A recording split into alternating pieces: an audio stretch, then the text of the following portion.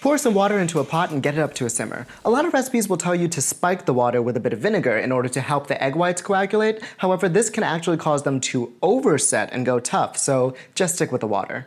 Carefully crack an egg into a bowl and pour it into a fine mesh strainer. Or crack an egg with one hand directly into a strainer and realize that shit like this is why you have no friends. You may notice some loose egg whites dripping through the strainer. However, these usually end up as stringy bits anyway, so their bloodline is weak. Get rid of them. Turn off the heat and slowly lower and roll the eggs out into the hot water. Notice how with this method there's no swirling required. The eggs go straight into lovely little pouches. With that said though, you still need to keep moving them around gently so that they don't stick to the bottom of the pan. How long do you keep it in for? 4 minutes if you'd like perfectly set whites and a beautiful runny yolk, and 5 minutes if you're wrong. You don't need an hour-long sous vide bath, you don't need some heathenistic unitasker, and you definitely don't need whatever the fuck this is, just an egg, a pot, and a strainer.